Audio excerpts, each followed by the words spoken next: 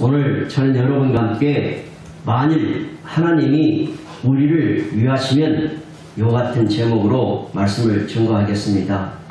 오늘 말씀의 본문은 로마서의 말씀인데 로마서는 복음적 교리를 가르쳐주고 있어요. 그래서 우리들이 신앙생활하면서 교리에 대해서 정립을 잘 하려면 로마서를 알아야 돼요. 그래도 갈라디아서와 함께 같이 공부하면 우리가 교리를 잘 공부할 수가 있습니다. 그런데 이 로마서는 교리만 가르치는 것이 아니라 복음의 생활을 제시하고 있는 생활까지도 어떻게 해야 하는지를 잘 가르쳐주고 있는 복음의 진수라고 말할 수가 있습니다. 그래서 이 로마서에 나타난 복음은 타락한 노마를 구원했어요. 그리고 로마서에 나타난 하나님의 이 사랑은 노마를 기독교 국가로 만들어 놓는 위대한 말씀이 되었습니다. 역사 속에 수많은 사람들이 로마서 말씀을 통해서 깊은 감화를 받았어요. 몇 사람 예를 들어보면 어거스틴은 로마서 13장 13절에서 14절 말씀으로 변화되어서 기독교 역사상 가장 탁월한 신학자로서 그리스도의 교회를 섬겼습니다. 또 마틴 루터는 로마서 1장 17절 말씀인 오직 의인은 믿음으로 살리라 이 말씀에서 종교개혁에 영감을 얻었습니다. 또 장로교의 창시자인 칼빈도 로마서에서 깊은 감명을 받았고 또 감리교의 창시자인 요한 웨슬레도 로마서를 통해서 마음이 뜨거워져서 회심을 체험하고 감리교를 창시했습니다. 또 천류정슨 존 번연이지요. 존 번연은 로마서에서 그 로마서의 주제를 감옥에서 묵상하다가 천류 역정의 환상을 보게 되었고 그것을 통하여서 위대한 저서를 남기게 되었습니다. 이렇듯 어느 시대든지 로마서가 발견되고 해석이 되어지고 또 로마서에 있는 말씀이 선포될 때마다 그 시대에는 놀라운 하나님의 위대한 역사가 일어났다라는 것입니다. 특히 오늘 우리는 로마서의 8장을 본문으로 삼았는데 로마서는 총 16장으로 되어 있죠. 그래서 우리가 오늘 살펴보게 될 이 본문은 로마서의 한 중앙에 자리하고 있고 사람을 살리고 변화시키는 복음의 꽃이라고 말할 수가 있어요. 오늘 말씀은요, 연약한 자에게는 담대함을 줍니다. 두려워하는 자에게는 믿음을 주고 우울한 자에게는 승리를 주고 억눌려 있는 자에게는 자유함을 주고 절망하는 자에게는 희망을 주고 삶에 지쳐 어깨가 축 처져 있는 자들에게는 힘과 위로와 용기를 줄 것입니다. 그러므로 로마서 8장 31절에서 39절까지를 외우고 묵상하며 살면 신앙생활의 여정에서 평생토록 새 힘을 주는 복음의 양식이 될 것이라고 확신합니다. 자, 오늘 읽었던 우리가 로마서의 8장 31절에서 34절까지를 읽었는데 31절에 두 개의 질문이 등장하고 있어요. 첫째 질문이 뭐냐? 그런즉 이 일에 대하여 우리가 무슨 말 하리요? 그런즉 이 일에 대하여 우리가 무슨 말 하리요? 무슨 말이냐면 하나님의 그 사랑과 은혜 앞에 무슨 할 말이 있겠느냐? 라는 겁니다. 그러니까 사람이 너무 감격하는 일을 만나게 되면 말문이 막혀버리죠. 할 말이 없어져 버리죠. 그와 같이 우리를 향하시는 하나님의 사랑과 그 은혜를 생각하면 너무 감사하고 감격해서 더 이상 할 말이 없어진다라고 하는 표현입니다. 자, 그렇다면은 이 우리의 말문이 막히게 할 정도로 감격이 되어지는 그 하나님의 사랑과 은혜가 무엇입니까? 오늘 본문 앞에서 그걸 말씀해 주고 있는데 26절에 보니까 성령님이 우리의 연약함을 도우시기 때문이다라는 거예요. 하나님의 사랑과 은혜가 뭐냐? 성령님을 보내주셔서 성령님이 우리 연약함을 도와주신다. 내 힘으로 내 능력으로 안 되지만 성령님이 도우시고 힘을 주시고 능력을 주시고 성령님이 나타나서 역사하심으로 말미암아 하나님의 위대한 일을 이루게 해주신다. 그래서 이는 힘으로 되지 않냐고 능으로 되지 않냐고 오직 나의 영으로 되느니라. 할렐루야. 하나님의 사랑과 은혜가 무엇이냐? 하나님이 성령을 보내주셔서 우리는 연약하지만 할 수 없지만 무능하지만 성령님이 힘이 되시고 능력이 되시고 나타나시고 역사하시므로 말미암아 성령님께서 하나님의 위대한 일을 행하게 하신다라는 거예요. 아멘. 또 28절에는 뭐라고 되어 있냐? 모든 것 상력하여 선을 이루신다. 좋은 일이든 안 좋은 일이든 성공했든 뭐 실패하든 모든 것이 합력해가지고 가장 좋은 결과를 얻게 한다는 거예요. 이것이 바로 하나님께서 우리에게 베푸신 은혜와 사랑이라는 거예요. 이게 뭐냐? 하나님이 베푸신 은혜와 사랑이 뭐냐? 모든 것이 합력하여 선을 이루게 하신다. 30절에 보니까 하나님이 우리를 영화롭게 하셨기 때문이다. 그러니까 영화롭게 하신 하나님이다. 저는요, 웃게 하시는 하나님, 이 단어를 굉장히 좋아해요. 그러니까 나를 떠나지 않고 영원토록 나와 함께 하시는 하나님, 나를 버리시지 않으시는 하나님, 힘이 되시는 하나님, 도우시는 하나님. 그래서 결국에는 무슨 하나님? 나를 웃게 하시는 하나님. 할렐루야. 그래서 우리를 반드시 영화롭게 하신다는 거예요. 한번 따라합시다. 나를 웃게 하시는 하나님, 영화롭게 하시는 하나님. 할렐루야. 그래서 하나님의 사랑과 은혜가 뭐냐? 성령님 우리 연약함을 도우신다. 모든 것이 합력하여 선을 이룬다. 우리를 영화롭게 하시는 분이시다. 그래서 마침내 결국에는 웃게 하시는 하나님이시다 라는 거예요. 우리를 향하신 이와 같은 하나님의 사랑과 은혜에 우리의 마땅한 반응은 무엇이어야 되겠어요? 아멘, 아멘 하면서 감격 가운데 하나님의 말씀을 믿음으로 받을 따름이죠. 그런 일에 대하여 우리가 무슨 말하리요? 나의 할 말은 오직 아멘, 아멘, 아멘이라는 것입니다. 아멘, 아멘, 아멘. 또 둘째 질문이 뭐냐? 만일 하나님이 우리를 위하시면 누가 우리를 대적하리요? 그러니까 이 말씀의 뜻이 뭐냐면 하나님이 내 편이신데 내 편이 되어주시고 나를 위해 주시고 나를 도우시는데 누가 나를 어떻게 하겠느냐? 아멘. 하나님이 내 편이시다. 하나님이 나의 방패이시다. 하나님이 힘이시다. 하나님이 나를 위해 주신다. 나를 도와주시는데 누가 나를 어떻게 하겠느냐? 아멘. 그래서 시편 3편 6절 말씀에서는 천만인이 나를 에워싸 진친자에도 나는 두려워하지 아니하리라고 다 믿음의 고백을 하고 있는 것이죠. 천만인이 나를 둘러싸 침친달지라도 어떤 환난과 역경과 폭풍이 나를 흔들어낸다 할지라도 나는 두려워하지 아니하리라. 아멘. 그런데 이 말씀을 반대로 좀 한번 해석해 보십시다. 자, 그러면 하나님이 나를 밀어내시면, 하나님이 나를 대적하시면 아무도 나를 도울 자가 있어요? 없어요? 없어요. 하나님이 대적하시면 그것으로 끝나는 것이다. 이 세상에서 하나님과 맞설 수 있는 사람은 아무도 없지요.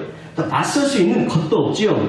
권력이 맞서겠습니까? 지식도 안 됩니다. 과학도 안 됩니다. 돈도 안 됩니다. 하나님과 맞설 수 있는 것은 아무것도 없습니다.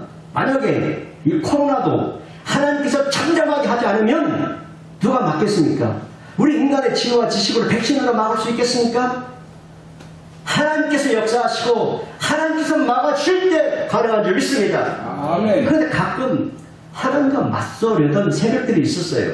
하지만 다 패했어요. 망했어요. 없어졌습니다. 예컨대 성경에서도 하나님과 맞섰던 사람들이 있었지요. 자, 다윗과 골리앗 싸움을 한번 예를 한번 들어보겠습니다.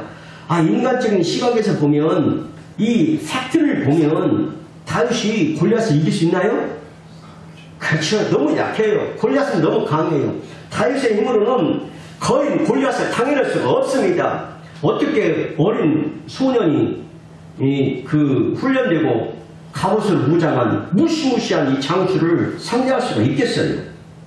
하지만 현상은 그렇다 할지라도, 팩트는 불가능한 일일지라도 하나님이 다윗을 위하시니까 결과가 어떻게 되었습니까? 다윗은 순식간에 골리앗의 목을 베었어요. 작은 돌멩이 하나로 그 싸움을 끝내버렸습니다. 하나님이 개입하셔서 싸워주심으로 다윗을 영화롭게 하신 줄 믿습니다. 아멘. 그렇기 때문에 우리 인생은 하나님이 위하셔야 한다는 거예요. 하나님이 우리를 위하시면 누가 우리를 대적하리요? 하나님이 우리를 위해 주셔야 된다는 거예요. 그렇죠. 그러나 하나님과 멀어지면 어떤 일들이 벌어질까요? 사탄의 역사는 왕성해지고 영혼은 황폐해져가고 인생은 더더욱 혼고해져갈 뿐입니다.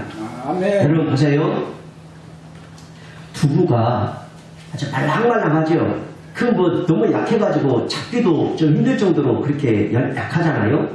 근데 두부가 메마르면요 가래떡보다 더 단단해집니다. 그 두부가요 썩으면 이 썩은 냄새가 당해낼 것이 없습니다. 이게 그죠? 사람도요 이 주님이 떠나가서 은혜가 떠나가 버리면 심령이 거칠고 단단해지면 그 악함이 이루 말할 수가 없고요. 그 부패한 썩은 냄새가 이루 말할 수가 없어요. 그렇죠? 그래서 우리 인생은 하나님께 가까이함이 복이 되는 줄 믿습니다. 제가 가래떡을 참 좋아하는데 가래떡 먹다가 이런 생각이 나더라고요.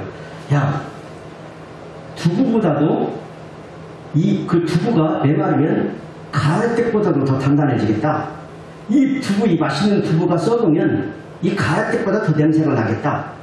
우리도 푸들푸들하고 온유하고 유한 사람이었는데 주님의 은혜가 떠나면 정말 어떤 것을 감당해낼 수 없을 만큼 거칠어지고 악해지겠다. 그 부패한 냄새가 천지를 진동하겠다. 이런 묵상을 하게 되었다는 말이지요. 그러므로 하나님께서 우리를 유효해 주셔야 될 줄 믿습니다. 하나님께 가까이 함이 내게 보게 되는 줄 믿습니다. 특별히 오늘 본문은 종교 개혁을 일으켰던 마틴 루터에게 큰 힘을 주었다는 말씀인데 그 당시에 그 캐톨릭이라고 하는 거대한 조직에 배합해서 종교 개혁을 일으킨다고 하는 것이 결코 쉬운 일이 아니었을 거예요. 그러나 힘들고 어려울 때마다 루터는 이 말씀을 붙들고 용기를 얻었을 거예요. 그런지 이에 대하여 우리가 무슨 말하리요?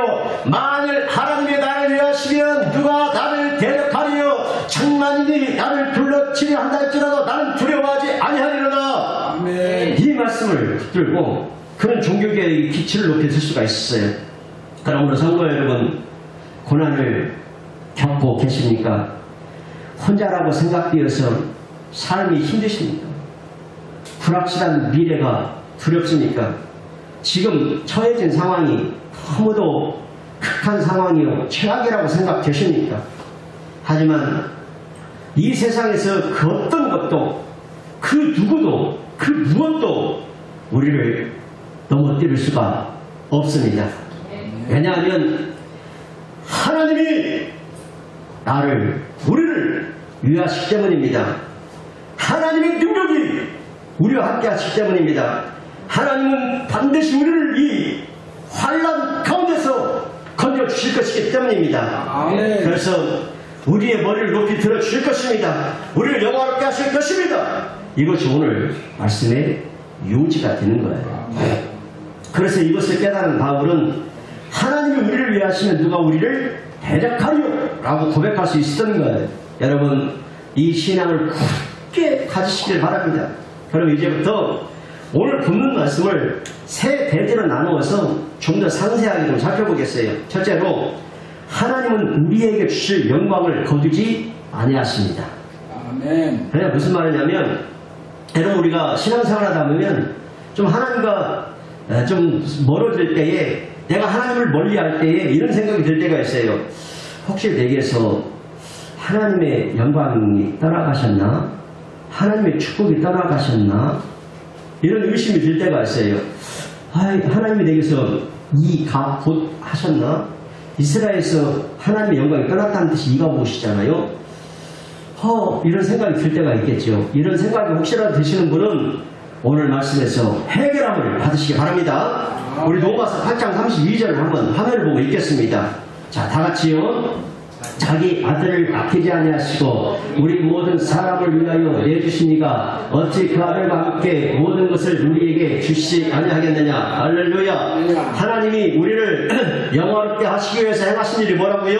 자기 아들을 아끼지 아니하시고 우리 모든 사람을 위하여 내주셨다. 다시 말해서 우리를 영화롭게 하시기 위해서 그 아들을 십자가에 못 박아 죽게 하셨다. 하나님은 그 아들 예수를 십자가에 못 박으시는 엄청난 일을 행하시고 우리를 영화롭게 하신 줄 믿습니다. 그러니 어찌 그 아들과 함께 모든 것을 우리에게 주시지 아니하겠느냐. 반응법이죠. 한마디로 뭐냐? 따라합시다. 다 주신다. 다 주신다. 다 주신다는 거예요. 그 아들도 주셨는데 뭘 안 주시겠느냐라는 거죠. 이렇게 모든 것을 다 주시길 원하시는 것이 우리를 향하신 하나님 아버지의 뜻인 줄 믿습니다. 성도 여러분, 하나님은 자기 아들을 아끼지 아니하시고 우리 모든 사람을 위하여 내주셨습니다. 이건 전적으로 하나님의 은혜이죠. 우리에게 어떤 공로나 자격이나 이거 있어서 그렇게 하신 거 아니죠. 만약에 자격, 공로 따지자면 하나님의 공의 앞에서 바리새인의 의가 훨씬 더 칭찬받을 행위이지 않겠어요? 하나님께서는 우리의 자격이나 공로나 어떤 행위를 보고서 이런 일들을 행하신 것이 아니다는 거예요. 자, 그래서 로마서 5장에 보면은요, 이 사실 잘 설명되어 있는데 예수님이 우리를 위하여 죽으실 때 우리 행위를 본 거 아닙니다. 공로를 본 거 아닙니다. 자격을 보고 죽어주신 것 아닙니다. 이 모든 것을 주시겠다고 약속하신 것 아닙니다. 로마서 5장에 보면 6절에 보면 로마서 5장 6절 말씀을 보시면 우리가 아직 연약할 때 경건하지 않을 때에 죽어주셨습니다. 또 8절에 보면 우리가 아직 죄인이었을 때 죽어주셨습니다. 10절에 보면 심지어 우리가 하나님과 원수 되었을 때에 우리를 위하여 죽어주셨습니다. 다시 말하면 우리가 연약해가지고 아무것도 하지 못할 때 주님이 대신 죽어주셨어요. 아멘. 하나님이 은혜를 베풀어 주셨어요. 우리가 경건하지 않아가지고 자신의 의를 앞세울 것이 없을 때, 우리가 죄인되어가지고 하나님 앞에 고개를 들 수 없을 때, 10년 우리가 하나님과 원수 되었을 때 하나님은 자기 아들을 아끼지 아니하시고 우리에게 내어주셨죠. 이것은 전적으로 하나님의 은혜요, 그것은 사랑이었습니다. 말로 다 형용 못할 한량없는 하나님의 사랑이었습니다. 그런데 우리 하나님께서 우리가 연약할 때, 경건하지 않을 때, 죄인 되었을 때, 심지어는 원수 되었을 때도 하나님의 그 놀라운 사랑과 은혜를 베푸셨는데, 지금 우리의 상태는 어떠해요? 예수님을 믿어서 이미 의롭다 하심을 받았으며 하나님의 자녀가 되는 권세를 얻은 줄 믿습니다. 그래서 하나님 말씀 듣고 기도하고 찬양하고 봉사하고, 그래서 하나님을 기쁘시게 하고 나날이 경건한 삶을 배워가고 있죠. 이처럼 우리는 예수님 안에서 날로 성장 성숙해가고 있는 것이죠. 그러니 어찌 필요한 모든 것을 은혜로 주시지 않겠느냐라는 것입니다. 반드시 다 주시겠다라는 약속의 말씀입니다. 따라서 우리가 받은 구원도 영원할 수밖에 없다라는 거예요. 즉 하나님이 변함없이 우리에게 은혜를 베푸시기 때문에 우리가 반드시 구원의 과정 중에서 마지막 단계, 영화롭게 되는 단계에 이르게 되어진다라는 것입니다. 그러므로 하나님은 우리에게 실망을 느끼시고 우리에게 주실 영광을 도로 거두어가는 법이 있다 없다? 없다. 하나님의 사랑과 은혜가 우리에게 영원하기 때문에 우리의 구원도 어떻다? 영원하다. 그러므로 하나님은 우리에게 주실 영광을 거두지 아니하신다 하는 겁니다. 그래서 이와 같은 은혜를 알고 하나님의 크신 사랑을 아는 사람은 그 어떤 환난, 역경, 장애물 앞에서 흔들림이 없습니다. 하나님께 나아가는데 아무것도 막을 수가 없습니다. 그래서 그의 인생의 우선순위와 삶의 첫 자리는 항상 누구냐? 주님이신 줄 믿습니다. 그러므로 하나님께서도 그를 존귀하게 여겨주시는 거예요. 둘째로, 사탄은 우리에게 주어질 영광을 빼앗지 못한다. 하나님이 줄 영광, 축복을 사탄이 빼앗지 못한다. 자, 우리 본문 로마서 8장 33절에서 34절을 한번 보고 읽겠습니다. 다 같이요. 누가 능히 하나님께서 택하신 자들을 고발하리요. 의롭다 하신 이는 하나님이시니 누가 정죄하리요. 죽으실 뿐 아니라 다시 살아나신 이는 그리스도 예수시니 그는 하나님 우편에 계신 자요 우리를 위하여 간구하시는 자신이라. 즉 그리스도인들이 걱정하는 가능성 한 가지가 이거예요. 행여 사탄이 우리 대적 마귀가 우리에게 주어질 하나님의 영광을, 하나님의 축복을 빼앗지는 않을까? 라는 염려예요. 그러나 이것은 역시 불가능한 일이라고 말씀해요. 사탄은 결코 우리에게 주어질 장래의 영광을 빼앗지 못한다라는 거예요. 사탄이 하는 일이 뭡니까? 오늘 본문의 말씀과 같이 33절에 하나님께 우리를 고발하는 일을 하는 거예요. 고발. 요한 계시록 12장 10절에서 하나님 앞에서 우리를 밤낮 참소하는 일을 사탄이 하는 일은 고발하고 참소하는 거예요. 에이, 목사가 왜 그래? 에이, 집사가 왜 그래? 하면서 이런 참소를 하는 거예요. 이 사실은 이제 구약 성경 욥기에 잘 나타나고 있는데 사탄은 욥의 믿음을 인정하려고 하지 않았어요. 그래서 하나님께 가가지고 욥을 참소했는데 욥이 하나님을 잘 믿는 것은 욥이 복받았기 때문이다. 하나님이 욥에게 큰 복을 주셨기 때문에 잘 섬기는 것이지. 만일 하나님이 욥에게서 그 복을 다 거두어 가시면 그는 분명히 믿음을 버리고 하나님을 향하여 욕할 것이다. 이렇게 참소를 했어요. 그랬을 때 하나님은 사탄에게 뭐라고 그랬어요? 그래, 네 말이 맞는지 한번 욥에게 가서 시험하라. 그리고 허락하셨어요. 허락이 떨어지자마자 사탄은 이제 급히 욥에게 달려가지고 사정없이 괴롭혀버렸죠. 정말 이루 말할 수 없는 고통, 고난을 막 한꺼번에 와장창창 막 당하게 하셨죠. 그래서 욥이 사탄에게 당한 고난은 뭐냐면, 먼저 사탄이 욥에게서 가축을 이방인에게 빼앗아 가게 함으로써 재산을 전부 잃게 만들었어요.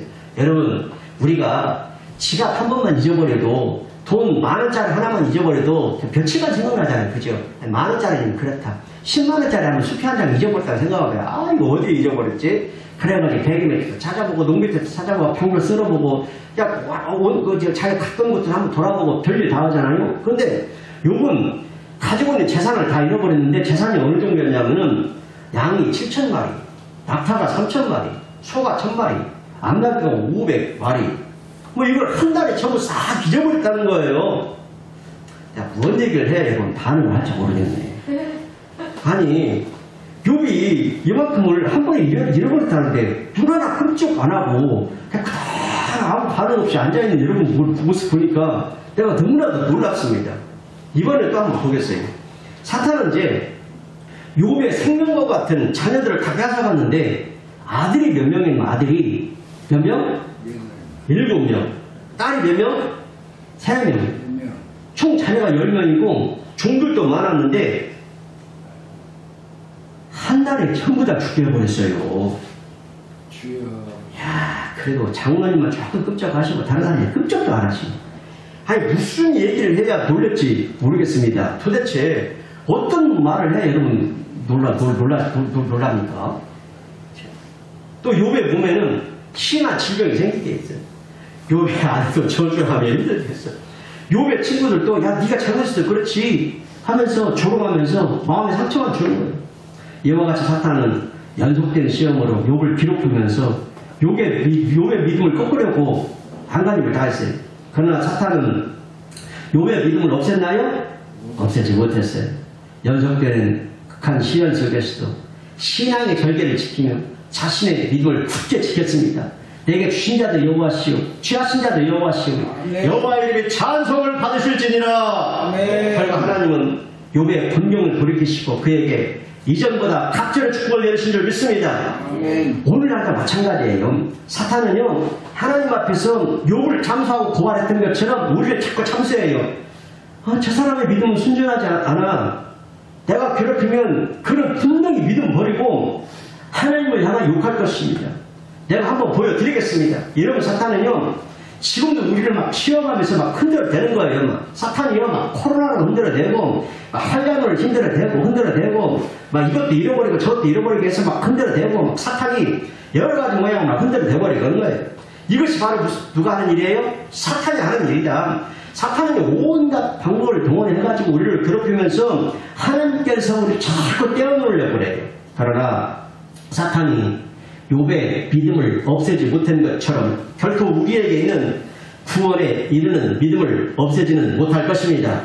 그 이유가 이거예요. 본문 말씀 33절 전반부 말씀 한번 주목해 봅시다. 전반부. 자, 한번 읽겠어요. 화면을 보고 시작. 누가 능히 하나님께서 택하신 자들을 고발하리요. 하나님이시니. 또 34절 앞부분의 말씀입니다. 자, 시작. 누가 정죄하리요. 아멘. 여기까지만. 이 말씀에서 보여줄지 사탄이 하는 일은 뭐냐? 우리를 고발하고 정죄하는 일을 하는 거예요. 사탄은 고발하고 정죄. 그러면 과연 사탄에게 그 일이 가능하냐? 아니라는 거예요. 사탄은 결코 우리를 그렇게 할 수 없다는 거예요. 왜냐하면 그 이유가 33절 후반부에 기록돼요. 33절 후반부에 사탄이 그렇게 할 수 없는 이유는 이거예요. 시작. 의롭다 하신 이는 하나님이시니. 할렐루야. 아멘. 우리를 의롭다 하신 이가 누구시냐? 바로 최후의 재판장이신 하나님이시기 때문에 하나님께서 의롭다 하신 사람을 그 누구도 정죄할 수가 없다 라고 단언해서 말씀하는 거예요. 본문 말씀대로 우리는 하나님께로부터 택함을 받은 자입니다. 하나님은 우리를 미리 아셨고 미리 정하셨고 우리를 부르셨고 우리를 의롭게 하셨고 우리를 영화롭게 하실 줄 믿습니다. 그러므로 사탄이 아무리 우리를 고발해도 우리는 결코 정죄함을 당하지 않는다라는 거예요. 그래서 로마서 8장 1절에서는 그리스도 예수 안에 있는 자에게는 결코 정죄함이 없다라고 단언해서 선포합니다. 즉 우리를 의롭다고 하신 하나님은 반드시 우리를 영화롭게 하실 것을 천명하고 있습니다. 그러므로 성도 여러분, 이로써 사람들이 불안해하는 또 다른 가능성이 사라져버렸습니다. 사탄은 장차 우리에게 주어질 영광을 빼앗을 수가 없다. 그러므로 하나님이 말씀하신 대로 우리에게 나타난 장래의 영광이 확실함을 그대로 믿는 우리 모두가 되기를 바랍니다. 아멘. 그리고 사탄이 아무리 참수하고 흔들어대며 넘어뜨리려 해도 하나님을 향한 그 확정된 마음으로 자신의 믿음과 신앙의 절개를 굳게 지키며 꿋꿋이 믿음의 길을 걸어가시기를 바랍니다. 네, 셋째로 예수님은 우리에게 주어질 영광을 포기하지 않으십니다. 자, 보세요. 로마서 8장 34절을 우리 화면을 보고 읽겠습니다. 시작. 누가 정죄하여 죽으실 뿐 아니라 다시 살아나신 이는 그리스도 예수시니 그는 하나님 우편에 계신 자요 우리를 위하여 간구하시는 자신이라. 아멘. 이제 마지막 가능성을 한번 살펴봅니다. 예수님이 우리를 구원하셨지만 혹시라도 우리가 잘못 살아갈 때에 마음에 들지 않는다고 해서 우리를 내치지는 않을까 하는 그 생각을 가지게 되죠. 하지만 예수님은 우리의 구원을 결코 포기하지 않으십니다. 아멘. 우리에게 주어질 영광을 끝까지 지키십니다. 그 이유를 오늘 본문에서 4가지로 분명하게 설명해 주고 있는데 그 예수님의 구원 사역 4가지가 다른 것 같아요. 첫째는 뭐냐? 예수님은 우리를 위하여 죽으실 뿐 아니라 그죠? 죽어주셨다는 거예요. 우리가 범죄한 것 때문에 우리의 모든 죄악을 담당하시고 죄값을 대신해서 지불하고 대신 죽어주셨다라는 거예요. 예수님이 대신 죽어주셨는데 왜 구원을 포기하겠느냐라는 거죠. 또 예수님이 우리를 위하여 어떻다? 다시 살아나셨다. 우리의 모든 그 죄와 허물을 사하여 주시고 하나님의 의를 입혀주시기에 살아나셨는데 왜 구원을 포기하겠느냐. 셋째, 예수님은 우리를 위하여 하나님 우편에 계신다. 장차 우리를 그래서 하나님 앞으로 이끌어 드릴 거예요. 넷째는 예수님은 우리를 위하여 지금도 어떻게 하고 계신다? 간구하시는 자신이라. 결코 우리의 구원을 포기하지 않으시고 우리의 영광을 끝까지 지키기 위해 주님은 대신 간구하고 계신다라는 거예요. 이렇듯 예수님은 우리를 위하여 죽으시고 다시 살아나시고 영원토록 하나님 우편에 앉으셔서 우리를 위하여 끊임없이 간구하고 계시는 줄 믿습니다.